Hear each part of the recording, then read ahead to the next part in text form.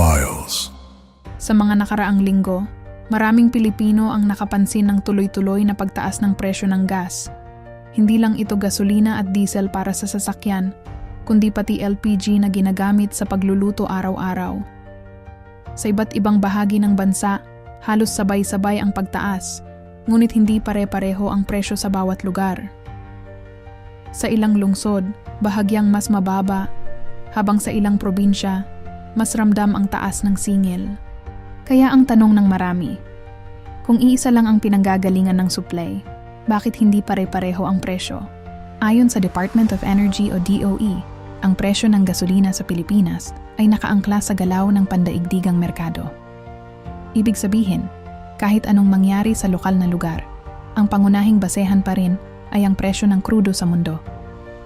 Ngunit hindi dito nagtatapos ang kwento, dahil may mga lokal na salik na nakakaapekto sa aktwal na presyo na binabayaran ng bawat motorista. Isa sa pinakamalaking dahilan ay ang lokasyon.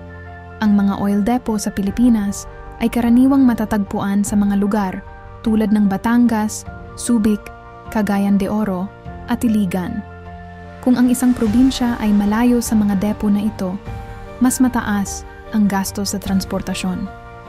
Ayon sa DOE, ang delivery cost ay direktang idinadagdag sa pump price, kaya mas mahal sa malalayong lugar. Sa kaso ng Lanao del Sur, kadalasang nanggagaling ang supply mula sa Iligan o Cagayan de Oro.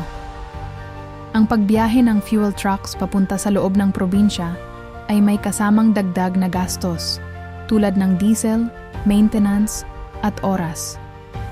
Hindi lang ito simpleng biyahe. Minsan ay mahirap ang daan at mas matagal ang travel time, kaya mas tumataas ang operational cost. Bukod sa transportasyon, may tinatawag na supply chain delay. Kahit bumaba na ang presyo sa global market, hindi ito agad nararamdaman sa lahat ng lugar. Ayon sa DOE, may pagkakataon na ang binebenta pa rin ng gas station ay ang lumang stock na nabili nila sa mas mataas na presyo.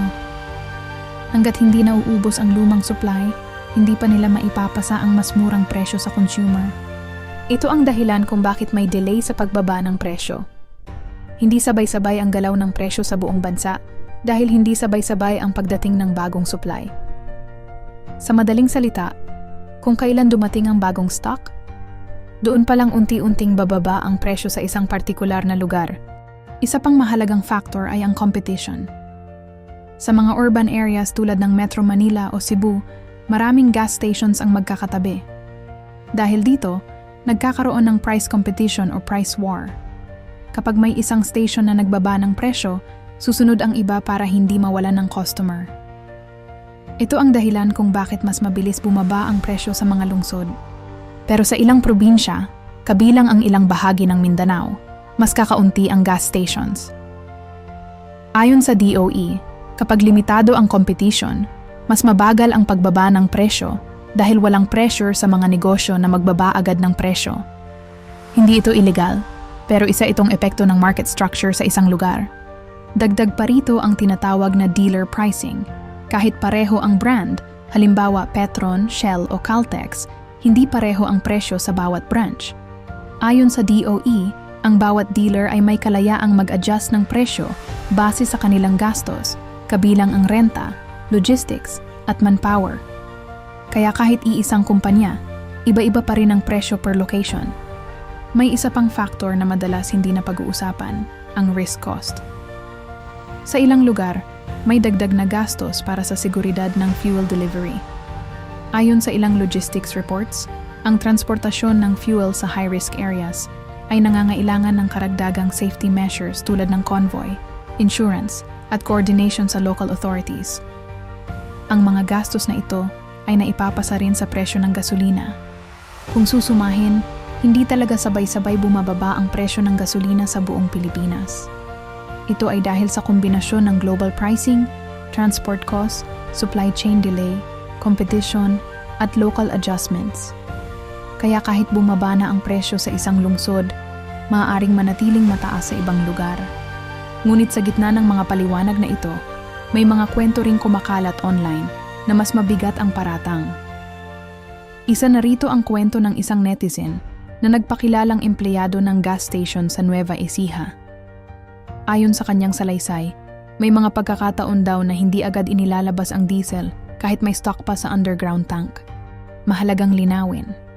Ang ganitong pahayag ay hindi kumpirmado ng mga opisyal na ahensya tulad ng DOE. Ito ay isang personal na kwento na kumalat sa social media.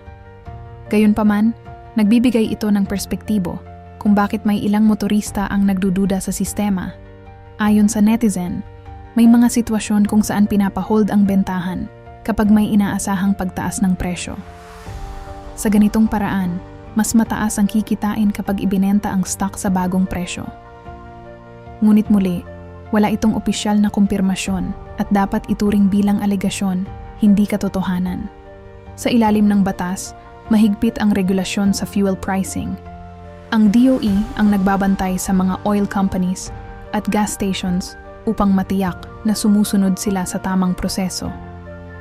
Ayon sa Oil Deregulation Law o Republic Act 8479, malaya ang presyo ng langis, ngunit may oversight ang gobyerno upang maiwasan ang abuso.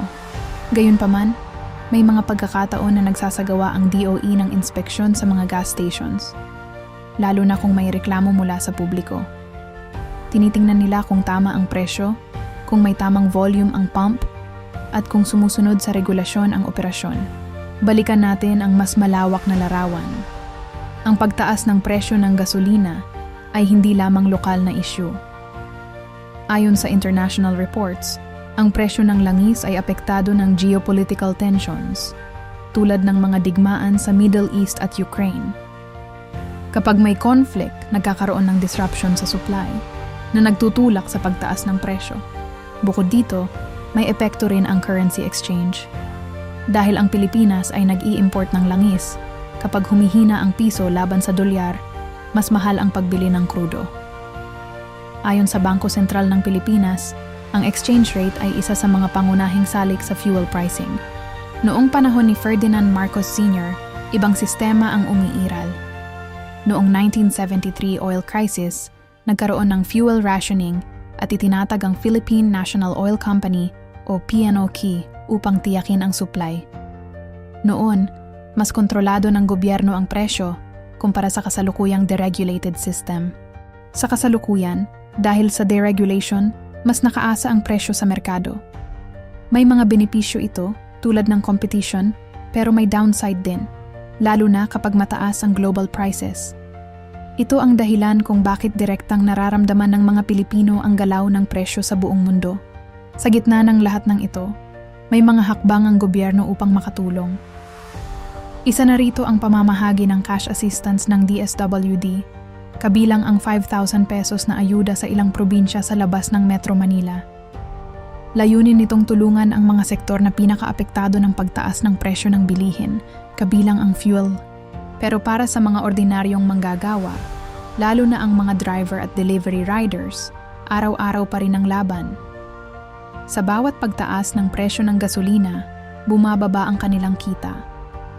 Marami ang napipilitang magbawas ng biyahe o magtaas ng pamasahe, na nagdudulot naman ng epekto sa mga pasahero. Sa mga gas station, tahimik ang galaw. Habang umiikot ang metro ng pump, tumataas din ang halaga ng bawat litro. Para sa ilan, negosyo ito. Para sa iba, ito ay gastos na pabigat ng pabigat sa araw-araw na pamumuhay.